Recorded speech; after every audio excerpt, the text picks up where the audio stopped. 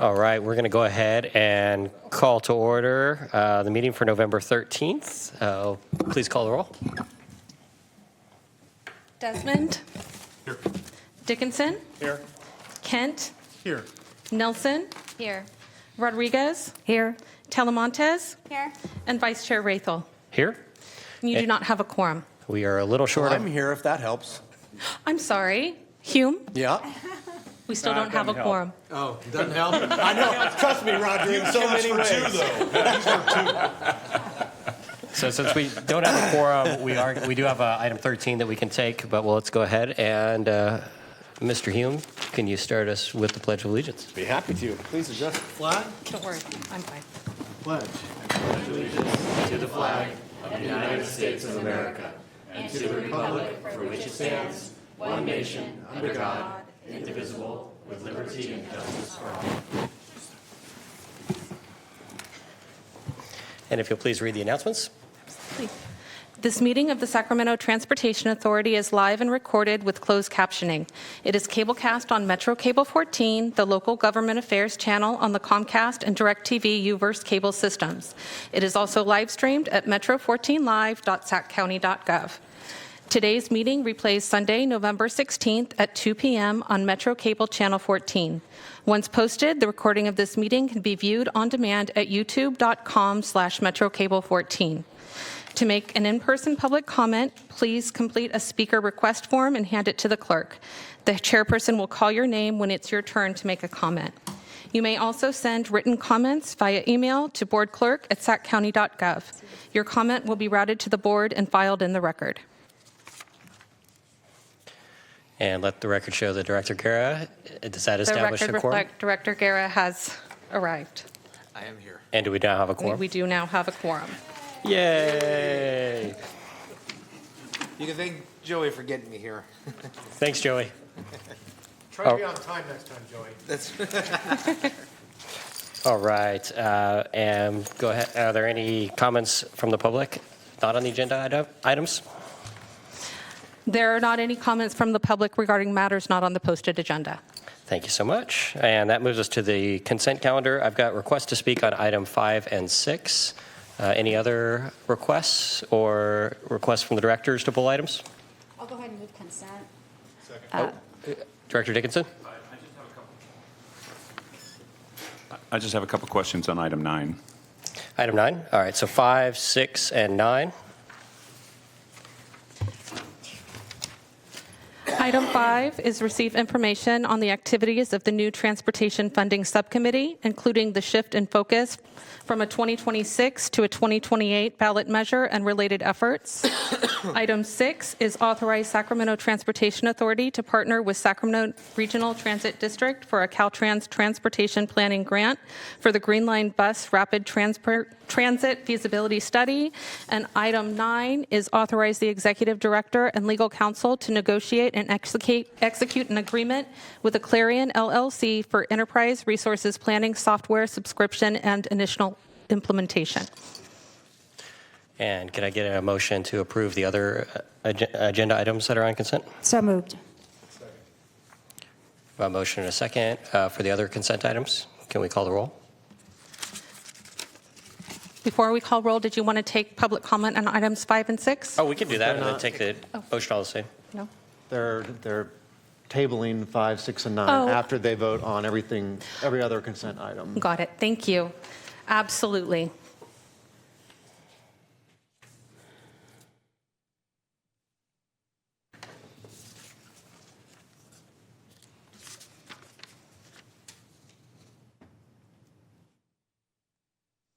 Director Telemontes?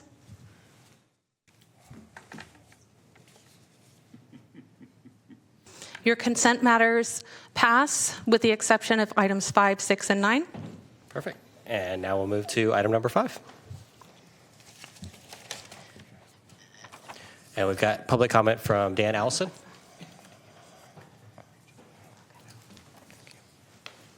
Good afternoon, Dan Allison. I've come before you wearing several different hats, and I just want to make clear my comment on this one is just Dan Allison, not SAC Moves or Star, though I will do a Star one next. I just wanted to comment that I think STA needs to recognize that it's possible that no sales tax measure for transportation will ever pass in Sacramento County, and that it's also time to start thinking about how else we can fund transportation besides sales taxes, because both the current poll for 2026 and 2028 doesn't look like it's going to pass. So I think it's important to think about other alternatives. Thank you. Thank you. Any comments back on item number 5 or any other comments on item number 5? All right. Do we need a motion on item number 5? It's no Just to action. receive no action. Okay. Right. And item number 6, we've got Dan Allison back to the podium. Changing hats. This is Sacramento Transit Advocates and Riders, and I'm speaking for them.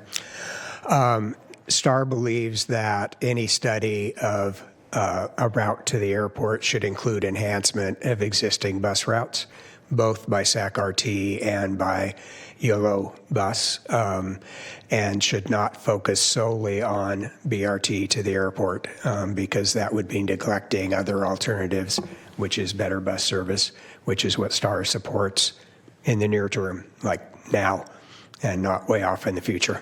Thank you.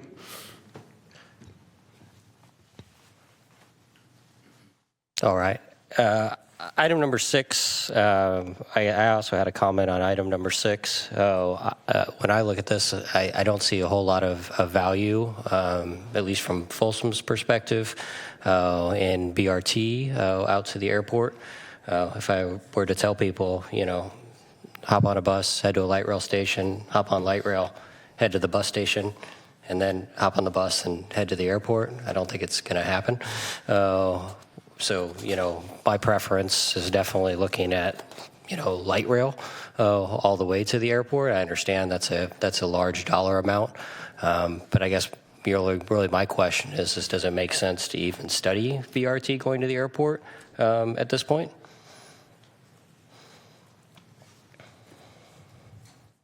Thank you for the question, Vice Chair Rathel. And so I'm going to ask Anthony Adams with SAC-RT to answer this question, and I appreciate the Vice Chair providing this question in advance so we could make sure staff was here to answer it. Thank you, Vice Chair Rathel, for the question, and members of the board. My name is Anthony Adams, Director of Planning for Sacramento Regional Transit. So, yeah, Green Line to the airport has been planned for a while, since the 2000s. We actually approved the LPA in 2002.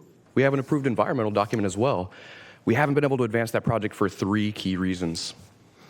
One of them is the Truxell Bridge. Truxell Bridge has to be built first. That's a $250 million project. Does not have environmental clearance, needs to be designed and constructed. That's not scheduled until late 2030s.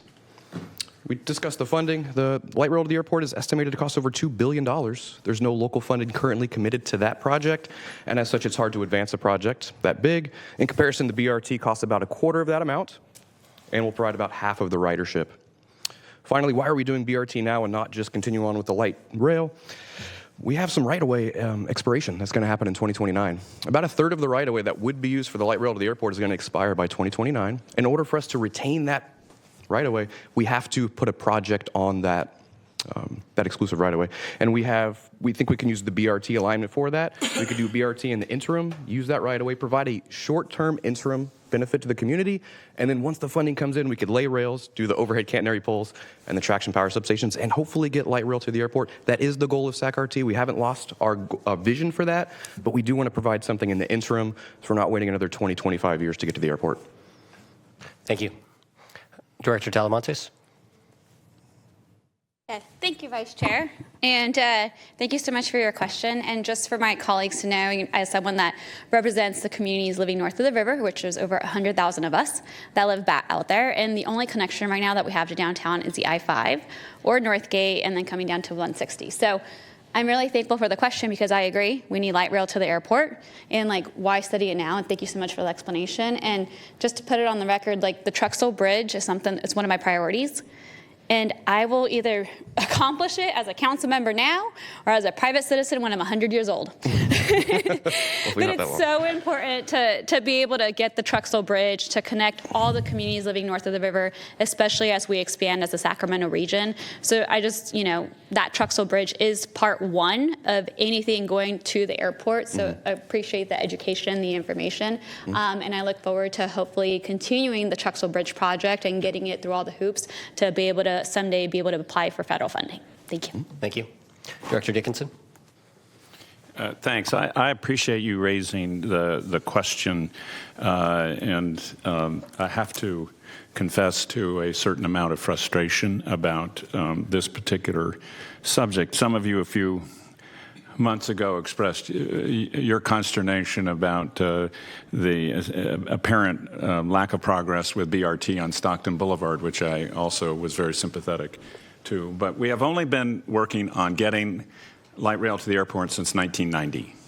That's when the first study was done by Regional Transit of that extension. And so, while Director Talamantes may work at 100 years old to get the Truxell Bridge built, I'm already 100 years old and still working on getting light rail to Sacramento International. And I do think that is what makes sense for a number of reasons, which I'm not going to detail. I have to say this project has doubled in cost over the years by virtue of the fact that we have not made more progress. And actually, it's more than doubled from where it originally started with the cost estimate by far, admittedly, decades ago. But I have to say, I think that looking at some interim improvements at least makes sense, even though it's not actually what I would ultimately support nor have supported for years and years. I don't think it will give the kind of results we want in terms of service to the airport. But in the meantime, is there something valuable and useful we can do in this corridor that serves people who are there and builds support for transit for the long run? So, given those considerations, I'm going to support the staff recommendation. Thanks. And is that a motion on item number 6? I'll move it unless you want to. I'll second. Okay. Please vote.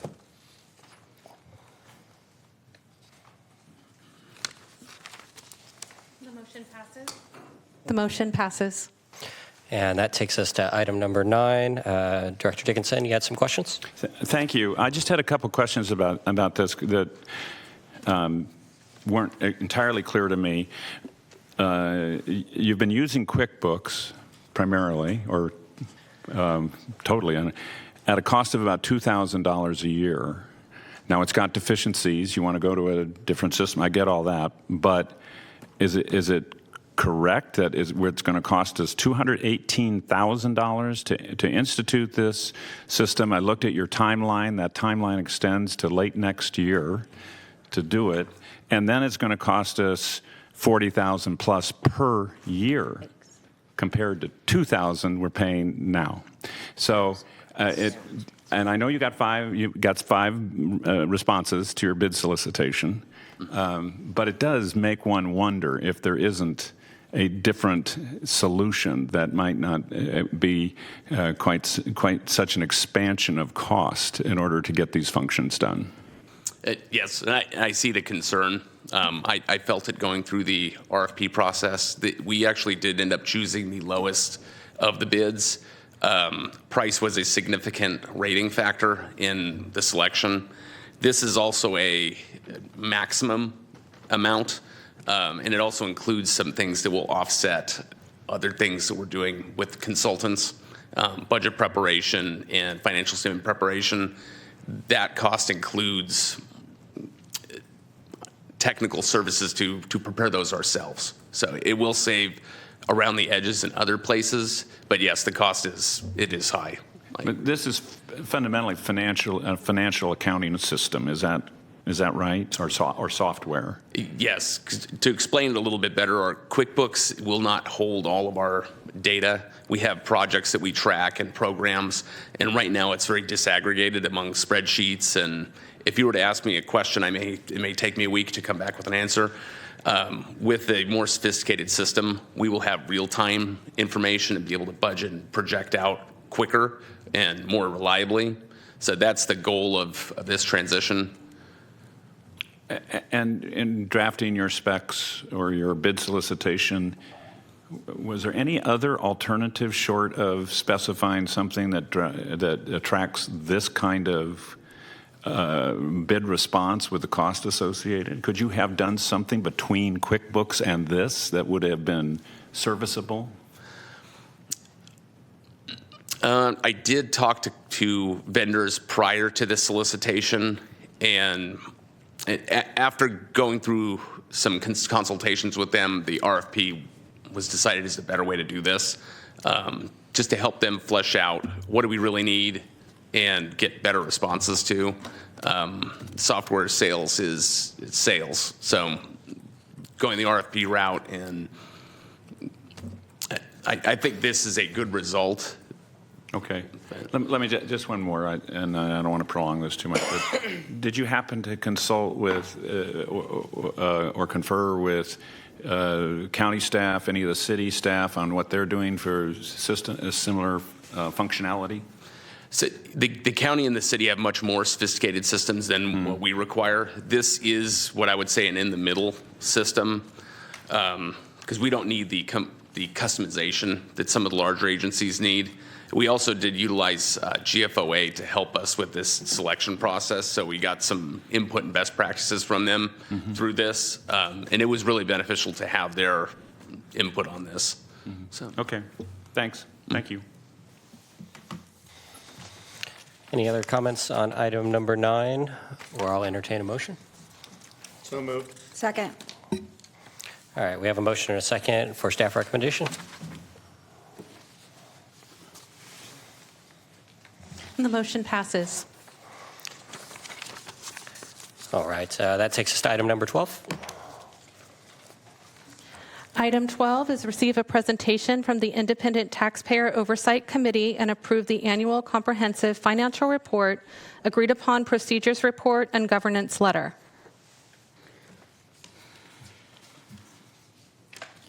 Thank you. Well, good afternoon, Vice Chair and Board of Directors. I'm Dustin Purinton, the CFO with STA, and I'm presenting this item today. So to give us a summary, what is this? What am I presenting? This was the financial statement audit for the 2025 fiscal year. We have yearly audits as designated by our ordinance, and we also have an Independent Taxpayer Oversight Committee that oversees this entire process. And I have Robert Holderness here to present on the ITOC's duties and involvement in this process. Thank you, Dustin. Vice Chair Rathel and members, Robert G. Holderness appearing today as chair of your ITOC, otherwise known as the Independent Taxpayers Oversight Committee. I've had the honor of serving on this committee for about 7 years, 3 as a voting member,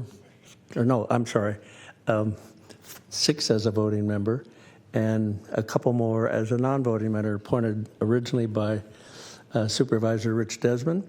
I wanted to mention who the members are and what we do.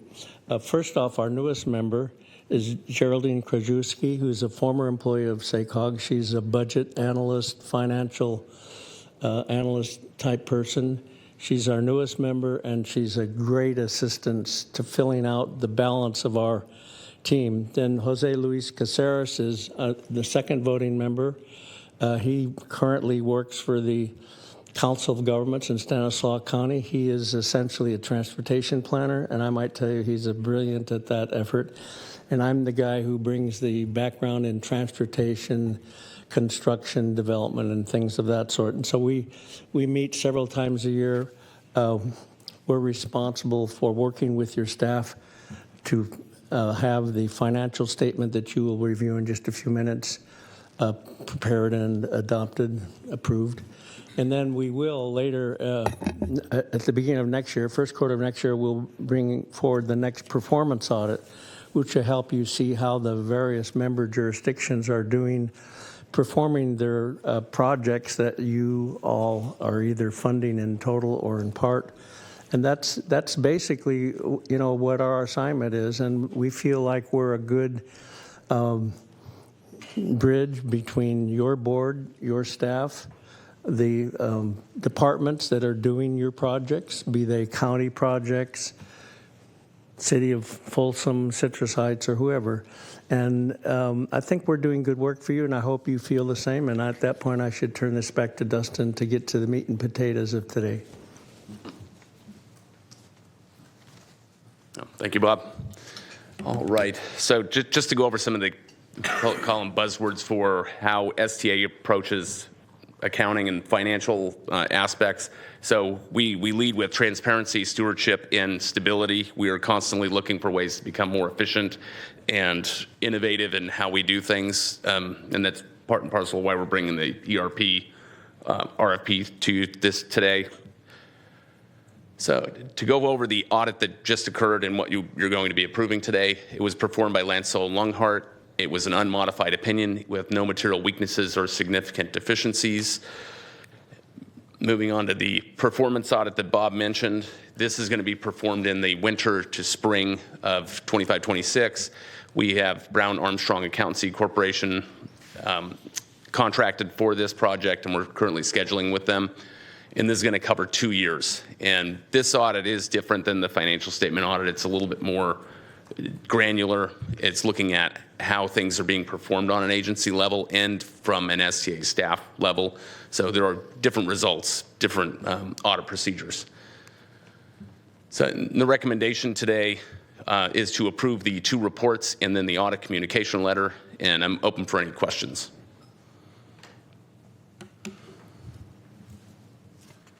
Any questions today?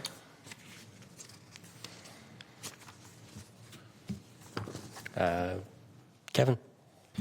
Yeah, I just want to commend the Independent Taxpayer Oversight Committee. They've been a really great resource for us. They're all volunteering, right? And they've been a great resource for us to kind of look from the sales taxpayer perspective on these items as we take them. So most of these items that you're seeing on your agenda were on their agenda before, and they were vetting those and looking at those in great detail and just trying to make sure from the taxpayer standpoint, we're bringing as much value as we can. And we just really appreciate their views. They get into a lot of detail, much more detail obviously, than probably we do at this board level, in really questioning us and just making sure that we're doing the best we can. I really appreciate their efforts. And Mr. Holderness has been the chair for several years now. He's been doing a great job. Thank you. Thank you, Mr. Holderness. Can I get a motion to approve the item? So moved. Second. For the record, you do not have any public comment on this item. Thank you so much.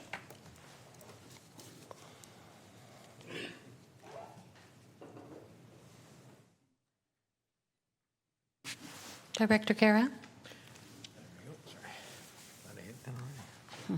The motion passes by unanimous vote. Thank you. Next item, please. Item number 13 is receive a presentation on a survey of likely Sacramento County voters' views on transportation priorities and a potential transportation ballot measure.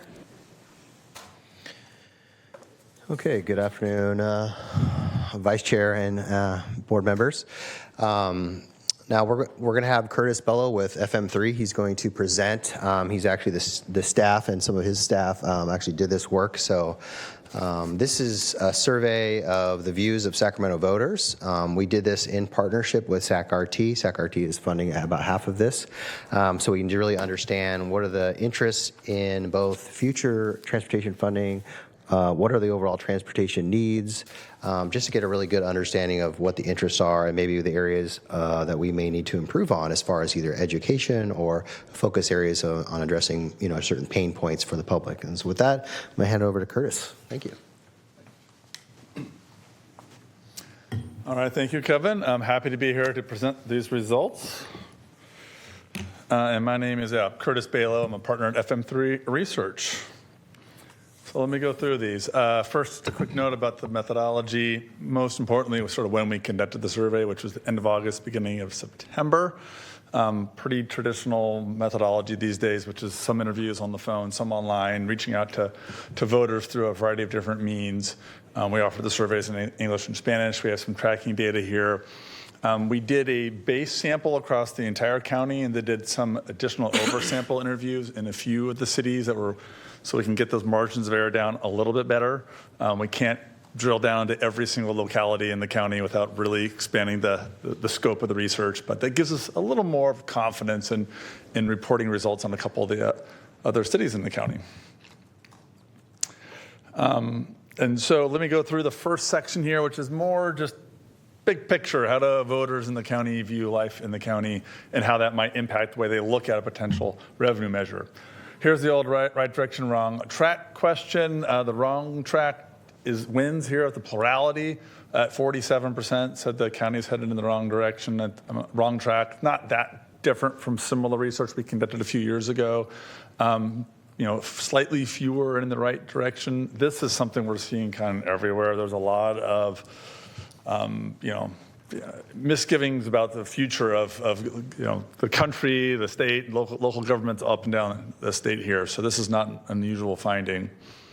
But it does give us a little insight. There's some uncertainty here amongst the electorate. Director Rodriguez has got a question real quick. I just have a question. So just to clarify, when the questions went out, it was the entire county, regardless whether it was in a city or the unincorporated. It was the entire county. Okay. Yes. Thank you. Sorry if that was unclear, but yes, it was a countywide survey, including incorporated and unincorporated portions of the county. Thank you. So there's that wrong track number, almost at 50%. What are voters concerned about? And we ask a question of, here's particular problems that some people say are facing the county here. You tell us how serious of a problem you think this is. And they use the scale of extremely, very, somewhat, or not too important if they're more dismissive. We tend to focus, you hear me say this a couple times, on the more intense reactions, the extremely or very serious problem, ones that are really on people's minds, keeping them up at night. And there are clear three winners at the top of this list: cost of living issues and homelessness. And we did inflation, cost of housing, a little distinct. Sometimes in communities we've seen the distinction there. Not the case here, but those are clearly the top three things that are on people's minds right now. Those are really, frankly, when you get to 50%, 60% in the extremely serious category, that is unusual. So below that dashed red line, there's still a bunch of items where solid majorities are feeling some level of, appreciable level of concern. We get a few of the transportation-related items here. And we did a mixture of things that a measure might address and some other things as benchmarks. Obviously, STA has, crime is a broad category, but where does that stack up? And it's actually kind of at the same level of like potholes and traffic. So it's interesting to note that. Local government waste and mismanagement, and that's broadly local government. Again, that's a pretty high concern level if you're trying to pass a revenue measure. Just as a note, particularly that 44%, an extremely serious problem. The second slide here, you'll see that those dark orange bars went from 60, 50, and now they're into the 20s, and even below that number. And then the dark blue bars start to get a little bit bigger. And you'll see that these are a variety of items that voters comparatively don't see as big of a problem. Now, if you added all three of those orange bars and added those somewhat serious problems, virtually everything here is seen as at least a somewhat serious problem by a majority of voters, but the intensity is dramatically different. And you'll see that we asked about a variety of other transportation-related items about congestion on local streets and speeding, federal matching dollars, and all these things were sort of more in a middle tier.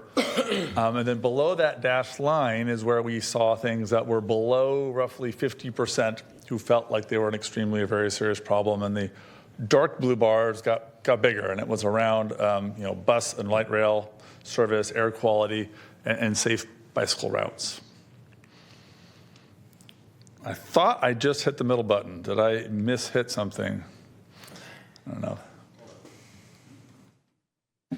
While we're getting that set up, I did ask Curtis to drill down on this particular question and give us a by agency kind of version of this answer. So there's an attachment to this to this item that goes, hey, here's what it looks like for the city of Elk Grove. Here's the answers are for Folsom, Sacramento, unincorporated.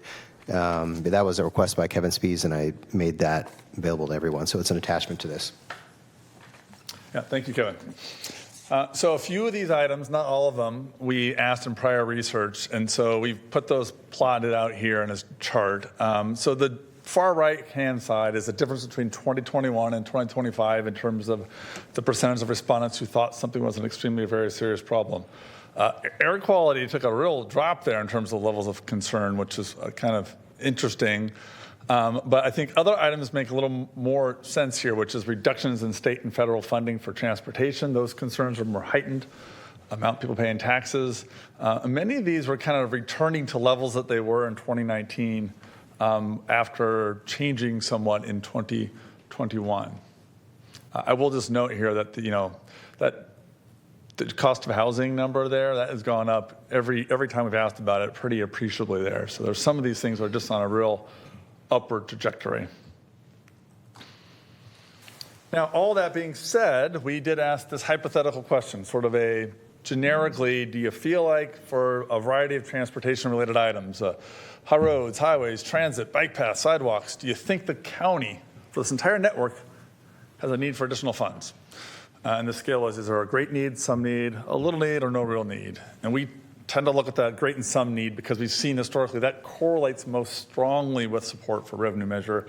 And that's at like 2/3. So basically 2/3 of voters in this electorate we looked at here, the November 2026 electorate, said, hey, there is an appreciable need for funding for transportation related items. And only about a quarter were a little more dismissive about that. And lastly, just as probably nothing that needs to be, everyone here is much more of an expert on this than I am, but most people are driving cars around here. We did also ask about transportation patterns in terms of do they walk or ride for transportation. We try to be specific about that, not be about just for recreation. A fair amount do that. And then we also asked about ride sharing and public transit as well. So about 1 in 5 said they take public transit at least occasionally. Okay, that's all the background. So that's kind of where voters' heads are. They're a little uncertain about the future, really concerned about cost of living issues, and not as maybe concerned about some of the transportation issues, but still feel like there's a need for more funding for the transportation network, broadly speaking. So with all that, how might they react to a potential revenue measure?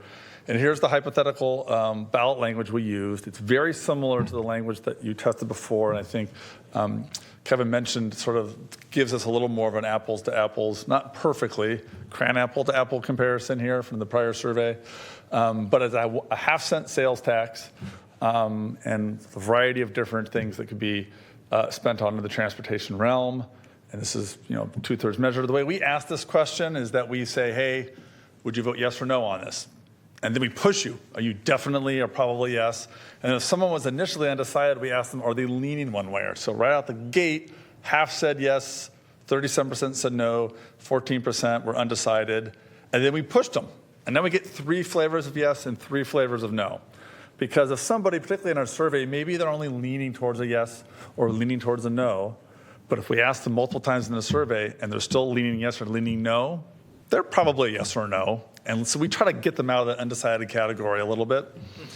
But it also gives us a sense of maybe if a bunch of leaners were to peel off on the yes side, where would that leave us? And so right now this is a 56% yes, 39% no, with pretty similar levels of intensity on the yes and no side, and very few truly undecided voters. So 5% of voters were essentially asked twice, and they still were undecided. That's a pretty low number. Fairly common for a sales tax measure. And here's the comparison that I referenced. The ballot language was similar. It got a little more focused on transportation issues. The items around job creation and things and housing, we kind of peeled some of those out to be a little more transportation focused, given some of the results, but ended up like basically the same place, mid 50s in both surveys. What we often like to do is after an initial vote in a survey of this nature, say, hey, you said you're going to vote yes on this measure. Tell us why in your own words.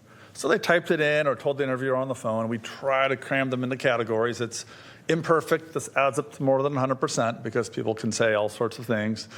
But it gives us a sense if we're missing anything, right? This is just, they heard 75 words or read it. Why would you vote yes? You said you're voting yes, why? And the road safety, road repair kind of stuff was at the top. And transit and public transportation was the next category. About 1 in 5 mentioned that.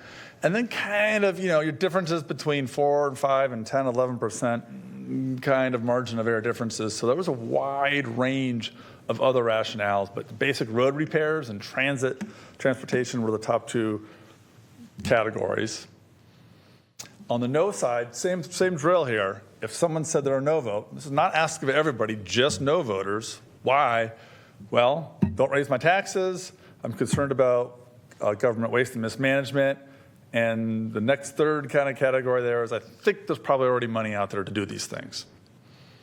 I will note that it's a too expensive cost of living. It's interesting here that is a really high concern. Like 80% of voters think the cost of living is extremely, very important, very serious problem. But even amongst no voters, only about 1 in 10 of them cited tax fatigue as a category, but they weren't like, this is directly going to impact my cost of living. There's other sort of anti-tax sentiment maybe attached to this opposition. We obviously have the ability to break this out in a variety of different ways. We're just kind of keeping this high level for this presentation. This is by the 5 supervisorial districts. And you'll see that support was kind of, we'll just round here a little bit and say around 60% in districts 1, 2, and 3, and around 50% in districts 4 and 5. But the intensity of the definitely yes is pretty consistent there.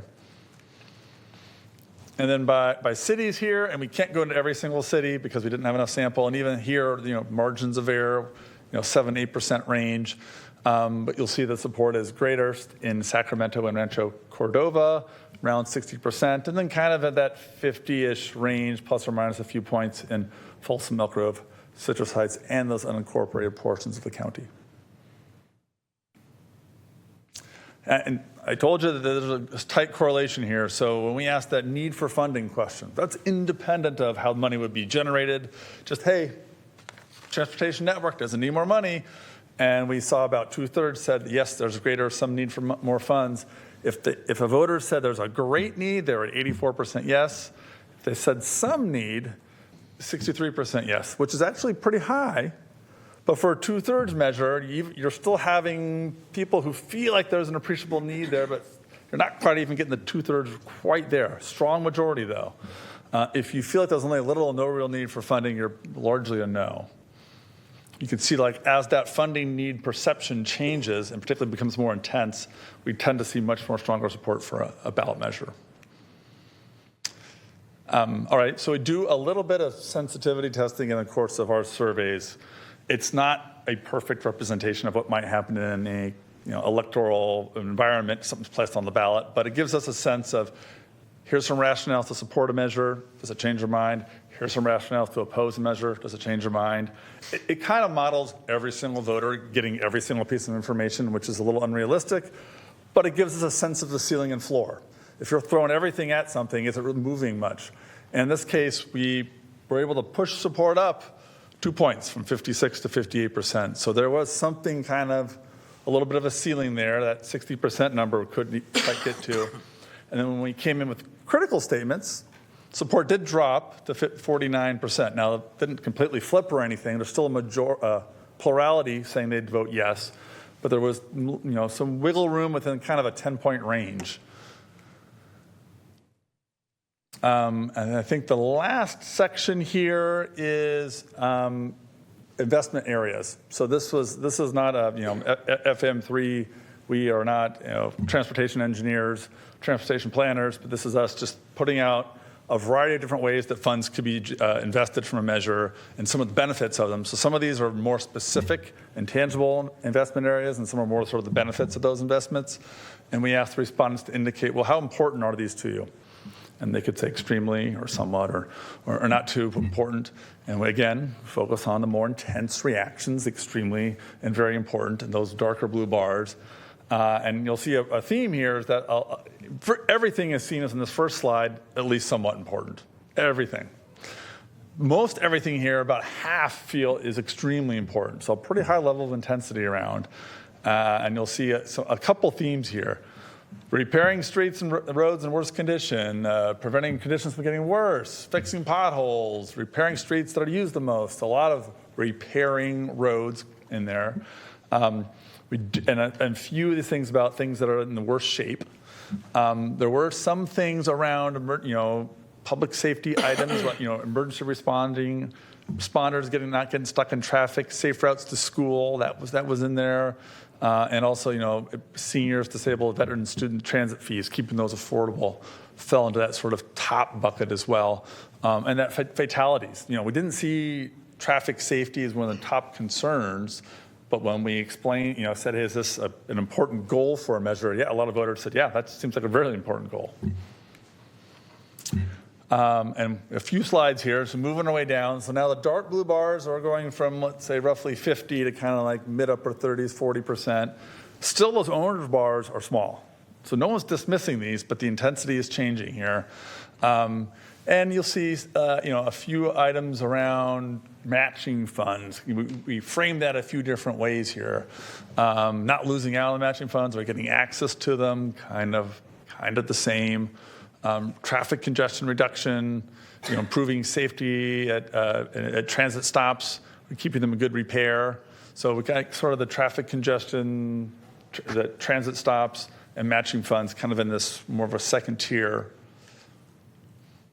And now we're moving down here again. We're still seeing less than 1 in 5 dismiss any of these as priorities. Those dark blue bars are in the 20s now. And this is where we talk things about modernizing, improving. See how we have a few of those phrases in here versus when we talked about repairing and fixing. Those were on the first slide of this series. And then as we get down to the end of this series, and I apologize, this is a lot of data to absorb here.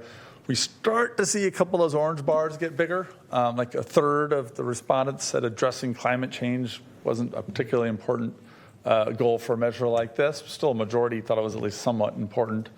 So that was probably one of the more polarized items there, we framed it a few different ways, just generically addressing climate change. And then second from the bottom, we try to tie it to lower polluting vehicles, address climate change, didn't make a huge difference. There's some things here, providing free bus and light rail fares to students. Much lower priority than keeping it affordable for that wide range of important populations. So there's some big distinctions here if you look at the first stuff on the first slide from the first to the last slide. Director Beasy, you wanted to add something? Yeah, I just wanted to add something to this. I mean, there's a lot of questions. There's actually too many questions. So we had to split sample these questions out. And so you'll see, if you really want to get into this, you'll see that we basically asked about the same thing multiple different ways, just to understand where the interest was, right? So I guess if an example would be, do you want to replace the existing bus fleet to meet the zero emission vehicle requirement at the state level? Or do you want to make sure your buses are in state of good repair? Like, we asked both questions to see which one is actually more supported. And so there's a lot of data here, but it's intended to understand where the interests are, where the support is for a lot of these things. I just wanted to add that. Yep. Thanks. Thank you, Kevin. And actually, I think I'm going to go back. Oops, sorry. Yeah, sorry. We have the ability to sort of work with the staff on pulling those distinctions out. Last slide in this series, again, yeah, thanks, Kevin. It was split sample. It was a long list. This is the last slide here, and this is where we start to see the extremely very important numbers dip below 50% for some of these items here. And again, this is a lot of the expanding, improving, connecting types of things versus some of the items we saw earlier on. Now, again, there's, in order to address traffic congestion on local freeways and highways, which is towards the top of the second slide, these are some of the ways you get there. But it's sort of the output versus the input. Sometimes voters focus more on the benefit than how you get there. And I think that gets us to just our couple quick takeaways here. There's some anxiety about the county's direction, but that's not limited to the county. That's sort of a national anxiety, I'd say. Homeless, cost of living things top of the list. And there are things like traffic concerns. They drop and they've kind of come back to those pre-pandemic levels. But at the same time, concerns about cost of living have also escalated quite a bit in that time period. So while concerns of traffic are more pronounced and would suggest that may be of more, an electorate that's more open to supporting a measure, the cost of living concerns have just, surpassed those. So that's creating a different dynamic there. At the same time, voters, 2/3 say, the county needs funds. So in the big picture, the support levels haven't changed that much from when it was last evaluated in 2023, kind of in the mid-50s, mid-upper 50s. We're seeing this in many other counties as well. Trying to push that support up with a variety of rationales, get us a little more support, but suggest that 2/3 level is just is way up there, and there's no data that suggests that that's sort of viable right now. Although the 50% number, staying above that seems like a different ballgame. So I think that kind of gets me to the end here. Yeah. Director Rodriguez. Thank you for the presentation. That was incredibly informative, and I did actually look through the whole entire survey because there was so much valuable information.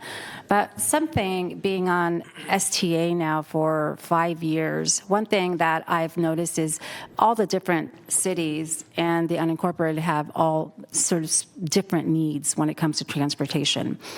Just looking at the ballots, and I think it was in 18 and 22, you've got Elk Grove and Rancho that have a tax measure that they have been investing into their roads, and it's been evident because their PCI has gone up. For the city of Folsom, that doesn't have it, that PCI is going down, but there are some financial challenges that are happening there, in addition to, say, Citrus Heights that is investing in transportation and has certain needs. But when we do a measure out to the entire county of Sacramento, I think one of the reasons why it has failed is because all of these cities have specific needs. And if I lived in Rancho or Elk Grove, I've already got a 1 cent tax that I'm being taxed on, and my city is investing in the improvement of roads. Therefore, why should I support something that is countywide? So I've learned a lot from the 18 and the 22 Measure A.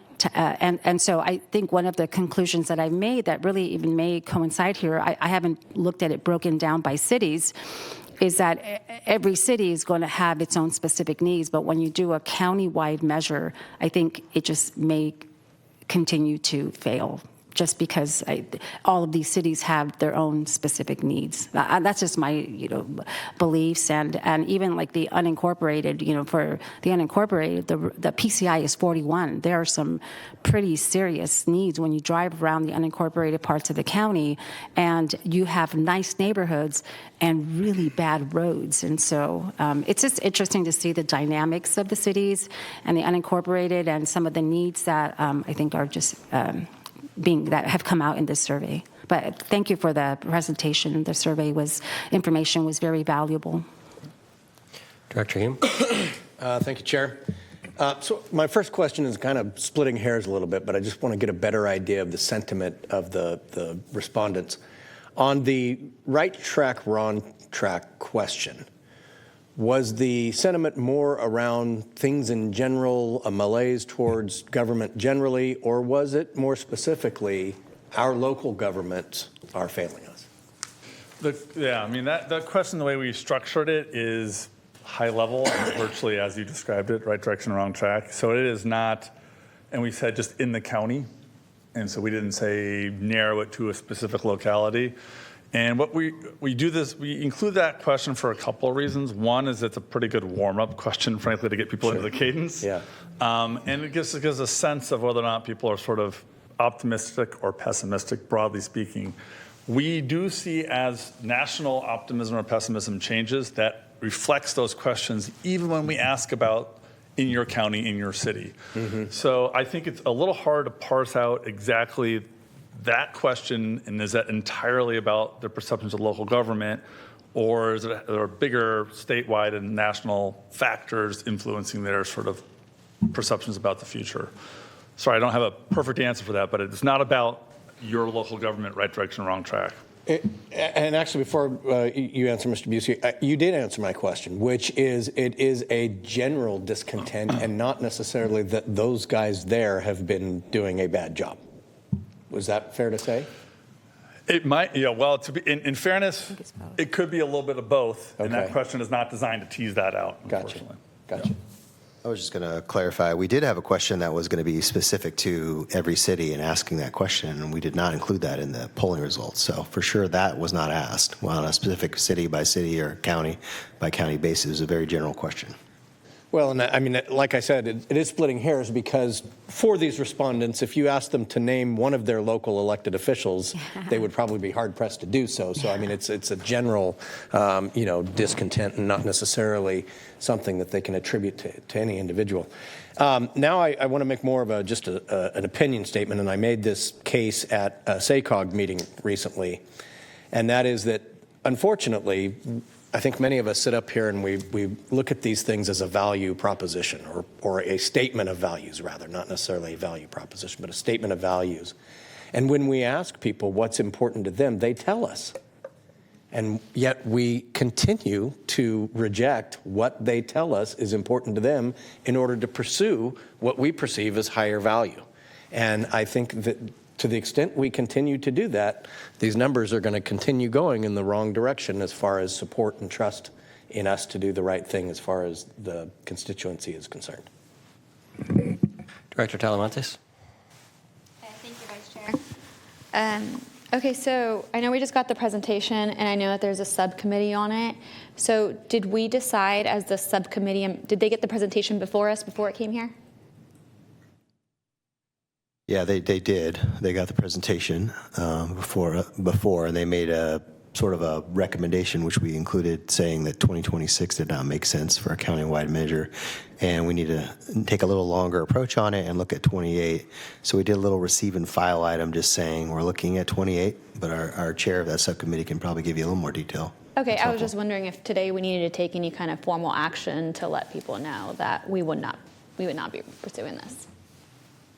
Yeah, I think I intentionally, we're talking with the chair of the subcommittee as well as the chair of the board, we intentionally wanted to make sure there was something on the agenda under receive and file saying that we're looking at 28 instead of 2026.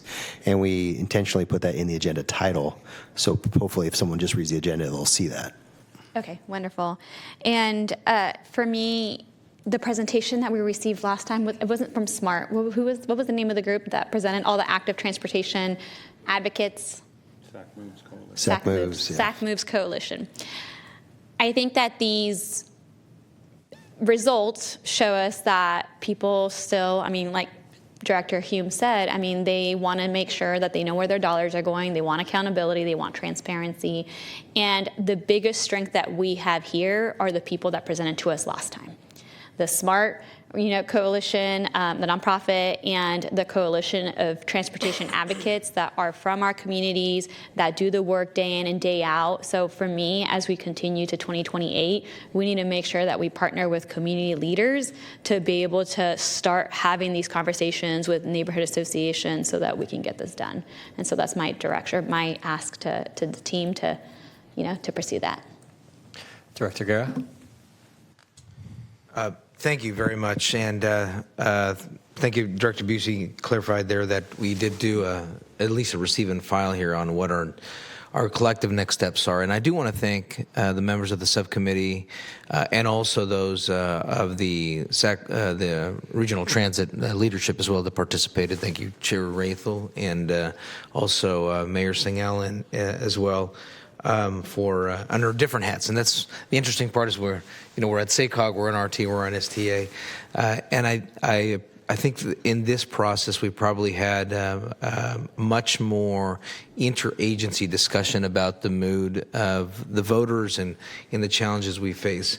So I think that's an important thing moving forward that we have to continue. And if there's something that STA can play a role on, is that interagency convening. I think that's an important factor, a takeaway.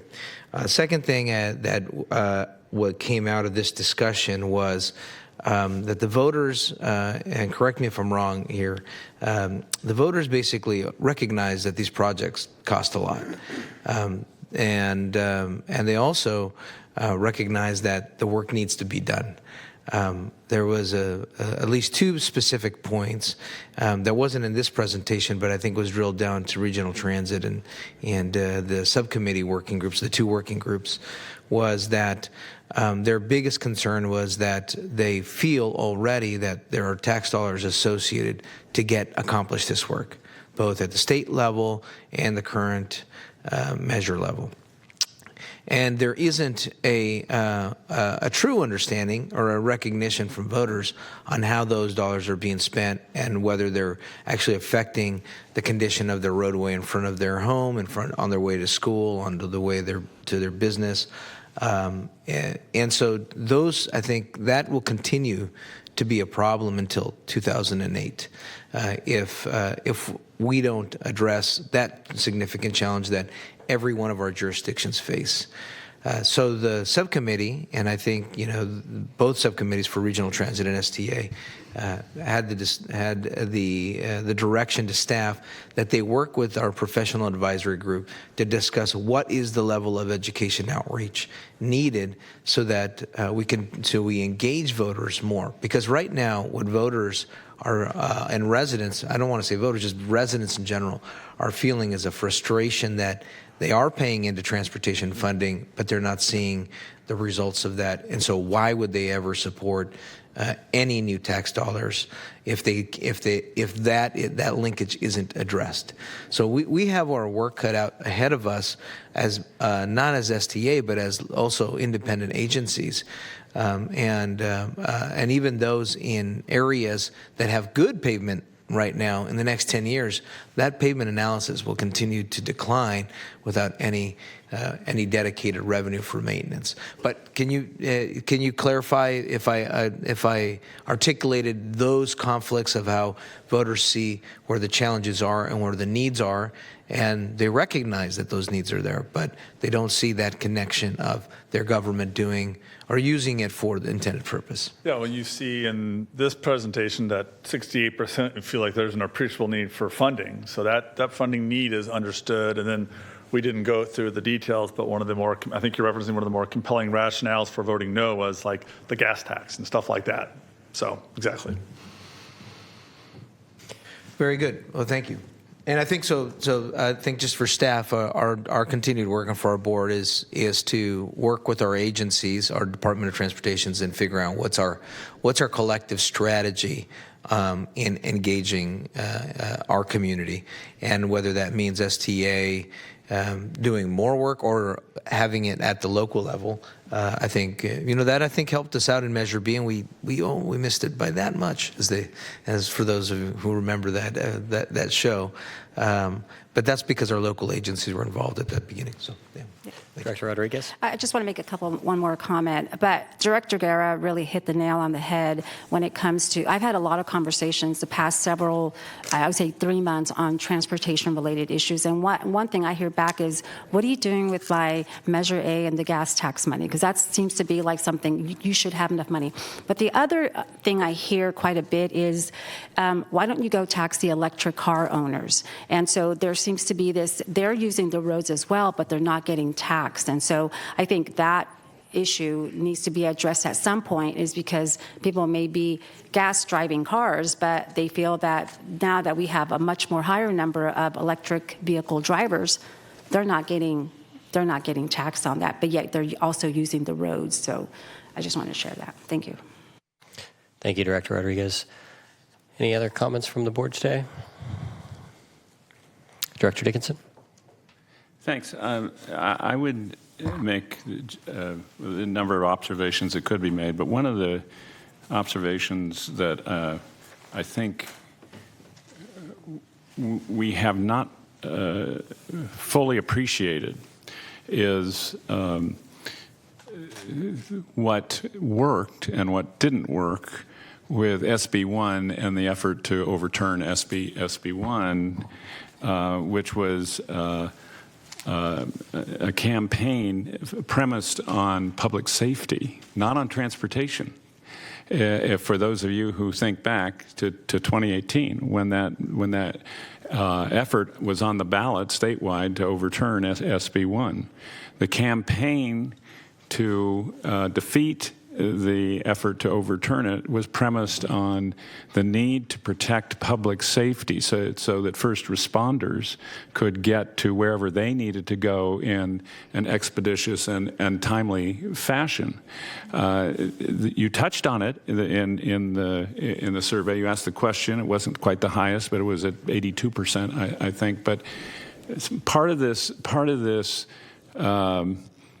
I think, effort to try to have a discussion that the public responds to is also about what kinds of issues you emphasize. So going into that campaign, I can tell you that the people who had been involved in getting SB1 passed weren't thinking at all in terms of arguing against the effort to overturn it by emphasizing public safety. They were thinking about all the things we talk about. They were thinking about fixing the roads. They were thinking about cutting down commute times. They were thinking about better transit connections, all those things that are embodied in the substance of SB1. But that's not what worked as the message to the voters. So there's that element that I think we probably don't appreciate enough.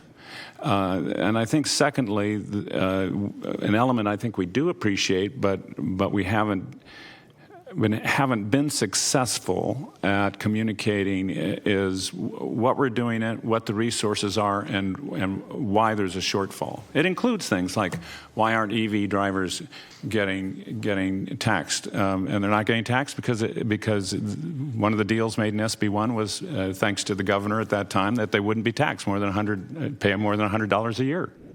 That was part of the deal. They don't necessarily appreciate that gas tax revenues are declining over time. They don't necessarily appreciate, and nor should we expect somebody out there living their life to get all this without somebody presenting it to them. So education, I think, continues to be an elemental part of our job.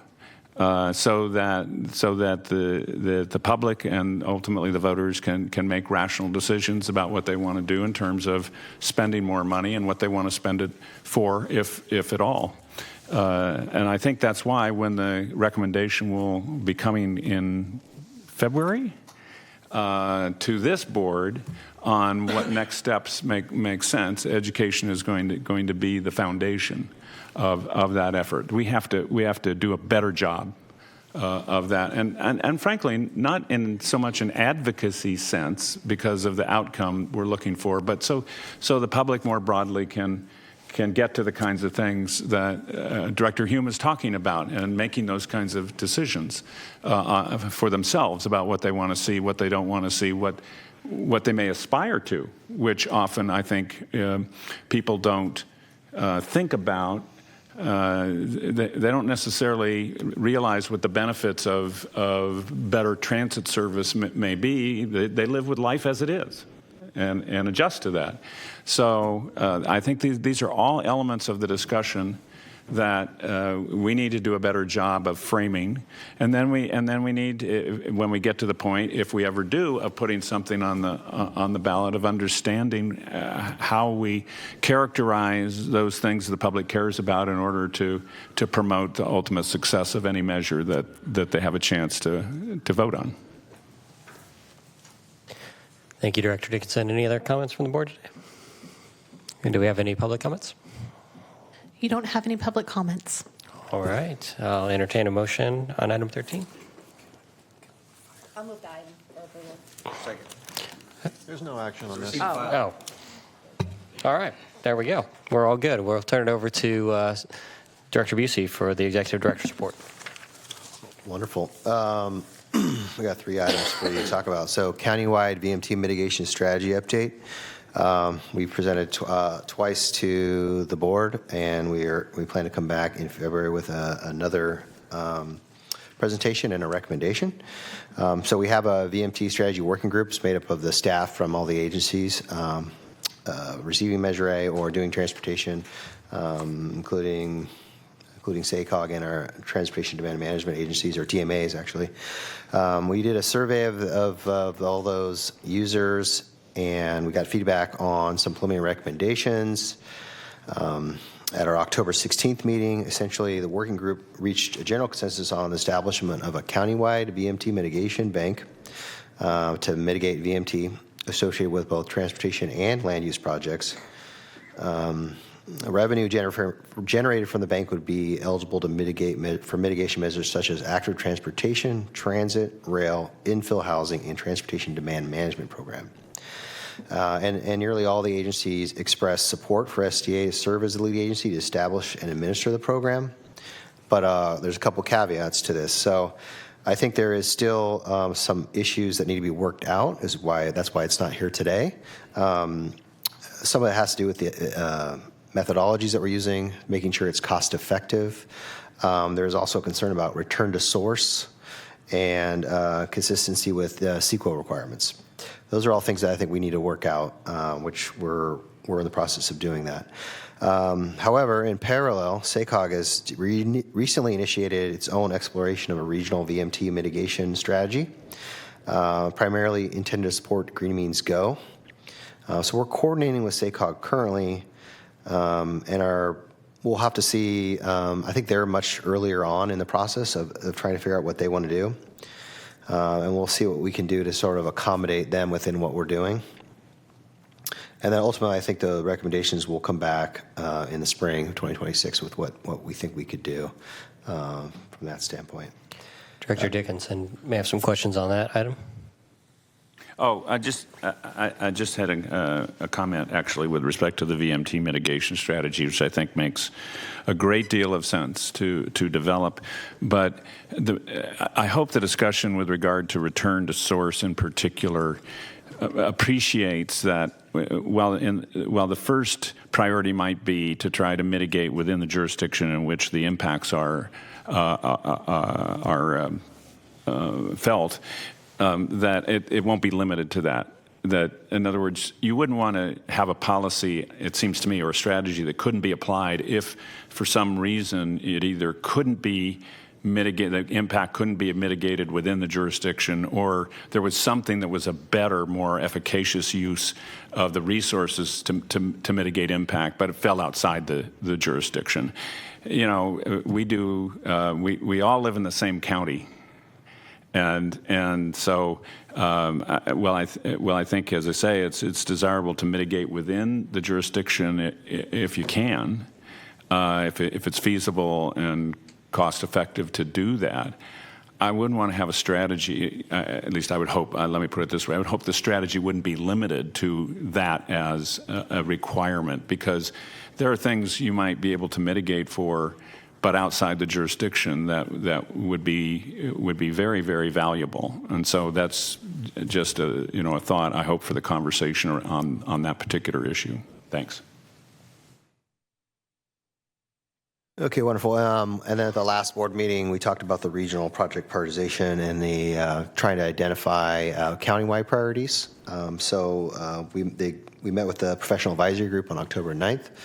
And we came to some agreements on certain priorities. We met on November 6th, and we came to agreement on certain priorities.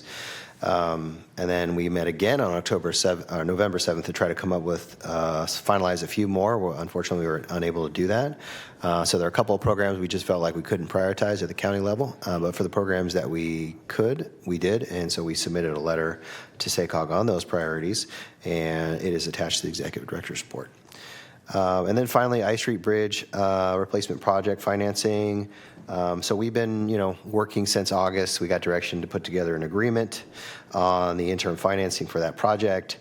We continue to work with the City of Sacramento, our financial advisor, legal counsel, or bond counsel to refine a proposed financing structure. We have determined that Measure A maintenance funds are not an appropriate source to secure a line of credit for the bridge portion of the project, but other Measure A capital and ongoing funds could support the financing, but likely could not support the full financing that the city needs.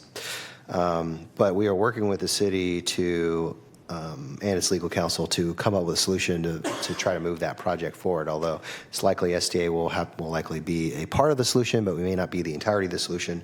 I just wanted to give an update because it's been a while since we had that discussion. So open any questions. Director Talamantes. Does this delay impact any of the funding that we've received from Caltrans? Does it jeopardize any of the funding? Not to my knowledge. My understanding is that the City of Sacramento does not have authority to expend those funds yet and is still seeking authority to spend those funds. So I think the city is still looking at maintaining their current schedule for the project. Any other questions for Director Busey today? All right, we'll take us to item number 15. Director Talamantes, do you have a report out on CARTA today? No, nothing exciting, but I didn't realize it takes like 10 hours of my week every single week. Well, thank you for doing that. Yeah. And Director Guerra, I know we covered a lot of the Transportation Funding Subcommittee. Anything else to add? Asked and answered. And Director Hume, SDA's role in the Region Subcommittee? Have not met. All right, any other comments from the board today? And we are adjourned at 2:44.